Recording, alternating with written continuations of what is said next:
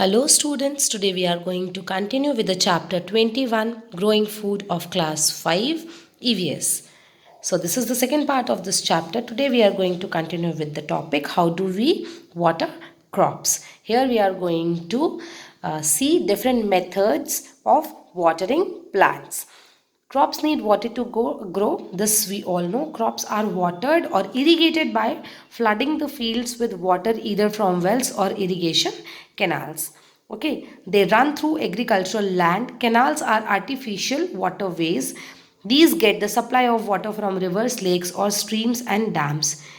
You can see this in this picture that how artificial canals are made to water these crops, and with the help of rivers, lakes, streams and dams, these crops get water, and sometimes we use tube wells also to water these crops. Okay, now the in regions where water supply is limited, a system of pipes is joined together.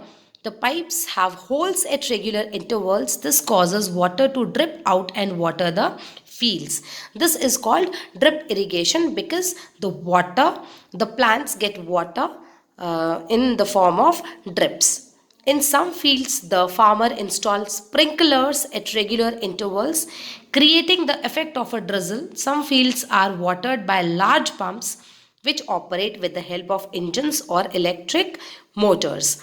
These pumps are capable of lifting large quantities of water to higher areas and are usually used for irrigation of fruit trees. Okay, so these are the methods. First one is making canals, second one is drip irrigation, third is sprinkler, and fourth is by large pumps. So by these methods our crops get water.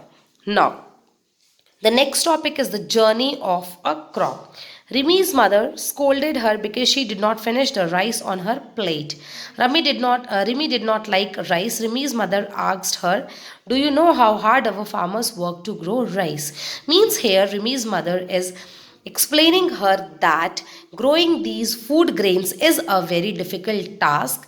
We should not think that it is very easy. Okay, so Rimi was curious, how is rice grown, ma? She asked. Rimi's mother told her about the journey of a rice crop from the fields to our plate, means how this rice come to our plate. Okay, so here we are going to see the journey. The rice seeds are often sown in a nursery to get rice seedlings. Preparation of the nursery starts 1 month before sowing the nursery. Okay, so what the farmers do, they dig a big pit in the ground, and they put all the seeds in that particular area, and after some time, after 1 month, when plants start growing, when they grow up to the inch of up to the height of 3 to 5 inches, what they do, they just take out those plants out. Okay, here you can see the soil of the nursery should be loose. That soil should be very loose without weeds or unwanted grass and plants. It needs to be moist and fertile, means the soil should be loose, the soil should be fertile, the soil should be full of water. Then only this nursery will be able to grow these rice seedlings nicely. Approximately after 1 hour, the seedlings should be transplanted or planted in a larger field.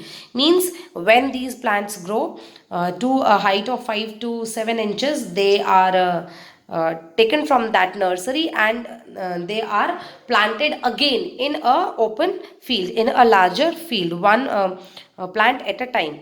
The preparation of the rice field starts about 1 month before the transplanting is done. The fields are first flooded, means the fields are flooded, means the water is spread at a very large amount in these floods. Okay, in these fields, few days after flooding, the field is plowed with a wooden plow or the tractor. Flooding the field makes soil softer and easy to plow. The soil is then leveled using tools like shovels, rakes, or leveling boards. The seeds are planted in straight rows with the proper spacing so that these plants can they can get proper water, nutrients from the soil and the sunlight for their growth. Now the next step is weeding. Weeding means the removal of unwanted plants. The waste plants usually starts 2 weeks after transplanting and continues throughout the growing season. Means weeding process takes place throughout the season. Fertilizers are applied time to time to help the plants grow and produce the higher yield. Okay, means when we use these fertilizers we get more crops. Rice needs a lot of water to grow, so fields have to be irrigated properly. Means these rice plants, they need lots of water. So usually these plants grow in the areas where heavy rainfall takes place, or the farmers need to irrigate the plants very often, means regularly, and they need to always they need to put lots of water in the crops. The farmers also use scarecrows to scare away birds. Okay, the rice is cut or harvested when the heads are yellow. Cutting is usually done with a sickle directly after the plants have been cut. They are processed, the grains are separated from the plants, the rice is sold to the rice factory where it is polished, packed and sent to the wholesale markets, from where it reaches local shops, and then we purchase it and it comes to our plate. So this was the journey of the crop. This was the journey of rice, how we get these rice, this rice that we eat daily in our food. That's all for today. Thank you.